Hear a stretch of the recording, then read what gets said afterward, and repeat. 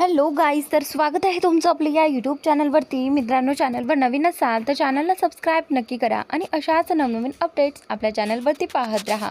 चला तर मग व्हिडिओकडे वळूयात. तर आता इथे स्वामींच्या नामकरणासाठी सगळेजण इथे केंद्रामध्ये आलेले असतात आणि राजश्री सारखी समीरची वाट पाहत असते. तिला वाटत असतं की कधी एकदा समीर येईन आणि सगळ्यांसमोर उघड होईल की समीर डिलिव्हरी बॉयचं काम करतोय आणि तेही अर्पिताच्या घरचं. तर आता इकडे समीरला ॲड्रेस माहीत असतो आणि लगेचच तो आतमध्ये जातो. आतमध्ये गेल्यानंतर तरीसुद्धा तो विचारपूस करू लागतो. तर त्यावेळी तिथले जे काही व्यक्ती असतात ते सांगू लागतात की आम्ही तर ऑर्डर दिलीच नाही, इथे पार्टी नाही, तर इथे स्वामींचं नामकरण आहे, त्यामुळे तुम्ही जाऊ शकता. तर आता समीर बोलतो की तुम्ही असं कसं काय म्हणू शकता, आम्हाला ॲड्रेस तर इथलाच दिलेला आहे, तुम्ही एकदा चेक करून घ्या. तर त्यावेळी तो माणूस मोठ्याने ओरडतो, बोलतो की तुम्हाला कळत नाही का, इथे पार्टी बिटी काहीही सुरू नाही आहे. तर समीर मोठ्याने म्हणतो की अहो, पण तुम्ही चुकीचा ॲड्रेस दिला आहे का, म्हणजे आम्हाला चुकीचा ॲड्रेस मिळाला आहे असं म्हणताय का, प्लीज असं काही नाही आहे, आम्हाला इथलाच ॲड्रेस मिळाला आहे. तर समीरचा आवाज ऐकल्यानंतर राजश्री, समीरची आई, अर्पिता सगळेजण मागे वळून पाहत आहेत. तर त्यावेळी अर्पिता पाहते की समीर इथे आला आहे आणि त्याच्या हातात 2 पिशव्या आहेत. म्हणजेच नेमकं समीर काय करतोय. तर त्यानंतर इथे राजश्री म्हणते की आता माझा प्लॅन सक्सेस झाला, मला वाटलं होतं फ्लॉप झाला, पण नाही, माझा प्लॅन तर सक्सेस होणारच. तर आता राजश्री समीरला पाहून लगेचच जागेवरून उठते आणि समीरकडे जाऊ लागते. त्यानंतर आता समीरला मागे वळून पाहिल्यानंतर कळते की इथेच राजश्री सगळ्यांना घेऊन आलेली आहे. तर त्यानंतर इथे अर्पिता समीरकडे पाहत असते आणि इथे समीरचा भाऊ, समीरची आई सगळेजण चकित होऊन पाहत असतात की समीर हे काम का करतोय. तेवढ्यातच आता राजश्री उठते आणि समीरकडे येऊ लागते. तर त्यानंतर ती समीरला विचारते की समीर, तू डिलिव्हरी बॉयचं काम करतोय आणि हे कधीपासून करतोय. तर त्यावेळी समीर शांत असतो. त्यानंतर त्याची आई तिथे जाते आणि समीरला विचारते की समीर, हे सगळं काय आहे आणि तू हे का करतोयस. तर त्यानंतर समीर काहीच उत्तर देत नाही. तर आई त्याला विचारते, हे बघ, त्या पिशव्या तू आधी खाली ठेव, मला सांग तू हे काम का करतोय, तू ही डिलिव्हरी इथे पोहोच का केलीस. तर त्यावेळी समीरकडे याचं काहीच उत्तर नसतं.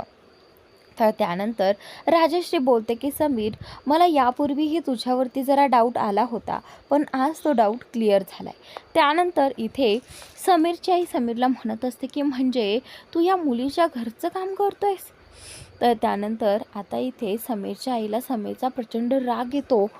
ती बोलते की तू तुझं काम सोडून हे काम का करतोय समीर, मला सांग, तू सांगितलं होतंस ना की तुला ऑफिसचं काम आलं आहे, मग तू इकडे कसं काय केला आणि तुला हे काम करायला वेळ कसा मिळतोय समीर, मी तुझ्याशी बोलते, तुला कळतंय का. तर आता इथे अर्पिताला अगोदर खूप मोठा धक्का बसलेला असतो, कारण अर्पिताला याबद्दल काहीच माहिती नसतं. अर्पिताने एकदा निकीला विचारलं होतं, पण तिनेही काही सांगितलं नव्हतं. अर्पिताच्या आता सगळं काही लक्षात येतं. रात्रीच्या वेळी जेव्हा समीरला याबद्दल ती बोलली होती, त्याचवेळी समीरने विषय ड्रॉप करण्याचा प्रयत्न केला. समीरने सांगितलं की तुम्ही प्लीज तुमच्या घरी जाऊ नका, जेणेकरून तुमच्या आईला आणखीन मनस्ताप होईल आणि ती तुमच्यावरतीच ओरडेल, तर प्लीज असं काही करू नका. तर त्यानंतर आता अर्पिताने समीरचं म्हणणं ऐकलं होतं, पण अर्पिताला कुठे माहिती होतं की समीर स्वतः डिलिव्हरी बॉयचं काम करतोय. तर त्यानंतर इथे अर्पिताला वाईट वाटतं की समीरने एकदा तिला सगळं काही स्पष्ट सांगायला हवं होतं. तिला असं वाटू लागतं समीरने तिच्यापासून लपून ठेवायला नको होतं. तर आता इथे समीरला कळते की अर्पिताला या गोष्टीचं खूप वाईट वाटणार की तिच्यापासून मी हे सगळं लपवलं आहे. तर त्यावेळी समीरही अर्पिताचाच विचार करत असतो. तो ना आईचा विचार करत असतो ना राजश्रीचा, फक्त त्याच्या मनात अर्पिताचा विचार येत असतो. तर आता त्यावेळी तो बोलतो की हे पहा, हे आपलं घर नाही आहे, आपल्याला घरी जायला हवं, हे सगळं आपण घरी जाऊनही बोलू शकतो. एकदा की इथलं सगळं काही आवरलं तर आपण या विषयावर घरी जाऊन बोलूयात.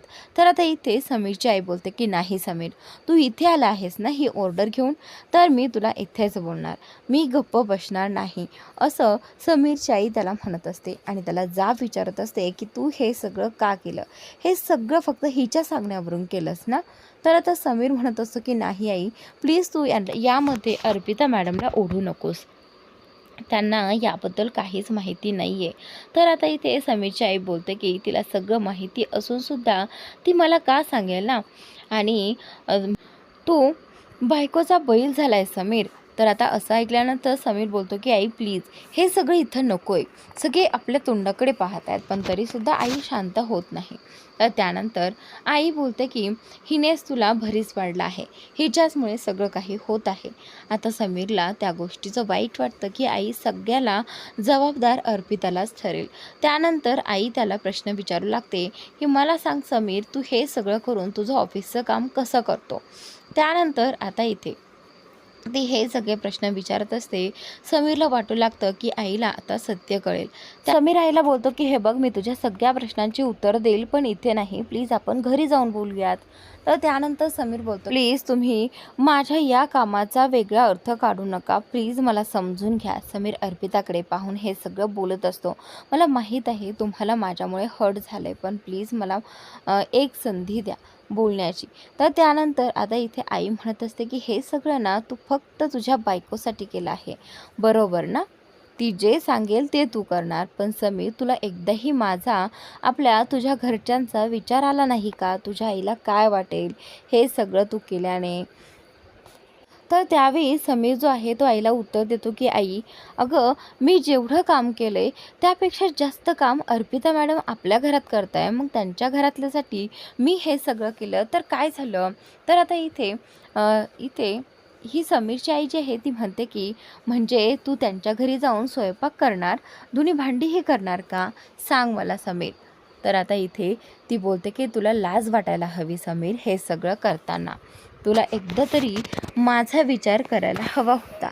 तर त्यानंतर आता इथे समीर फक्त ऐकत उभा राहतो, कारण त्याची आई जी आहे ती मात्र काहीही त्याला बोलू देत नसते. समीरची आई जी आहे ती अर्पिताकडे जाते आणि तिला विचारू लागते की मला सांग, तू हे सगळं समीरला का करायला लावलंस, तू का मुद्दामून तुझ्या घरची कामे त्याच्याकडनं करून घेतेस, तुला हे सगळं करताना मज्जा येते का, तुला हे सगळं करून घेताना लाज नाही वाटली एकदाही. नवरा बायकोसाठी काही कामं करतोय म्हटल्यानंतर तुला हे काम सांगताना लाज वाटायला हवी होती. समीर म्हणतो की प्लीज आई, तू त्यांना या विषयावर काही बोलू नको, कारण त्यांना या विषयाबद्दल काही माहितीच नाही आहे. तर त्यानंतर आई बोलते की तुला काय वाटतं मी तुझ्यावर विश्वास ठेवेन. तर त्यानंतर आता इथे ही जी समीरची बहीण आहे तिच्या लक्षात येतं की समीर वेळोवेळी कसं टाळत होता, कारण त्याची ऑफिसची वेळ असूनसुद्धा तो घरी यायचा. आणि आईला हे लक्षात येतं की बरोबर आहे, ज्या वेळी तो घरी यायचा त्यावेळी तो हे काम करण्यासाठी यायचा. तर नक्कीच समीरची नोकरी गेली आहे हे तिच्या लक्षात येतं, आणि तेही ह्या मुलीमुळे. तर त्यावेळी ती बोलते की बरोबर आहे, या मुलीमुळे तुझी नोकरी गेली आहे. मला सांग समीर, हे खरं आहे का. तर त्यानंतर आता समीर काहीच बोलत नाही. हिला लग्नातून पळून नेलंच ना, बॉसच्या बायकोला पळून नेल्यानंतर तो का नोकरी ठेवेल ना, बरोबरच आहे त्याचं. तर त्यावेळी आई बोलते की समीर मला सांग, मला खरं खरं सांग की तुझी नोकरी गेली आहे का. तर आता समीरची आई त्याची हनुवटी पकडून त्याला विचारत असते की समीर प्लीज मला खरं काय आहे ते सांगून टाक. तर त्यावेळी आता तिने खूप फोर्स केल्यानंतर समीर सांगतो की हो, गेली आहे माझी नोकरी. तर त्यानंतर आता इथे समीरला आणि अर्पिताला माहिती असतं की त्याने का घरच्यांपासून हे सगळं लपून ठेवलं.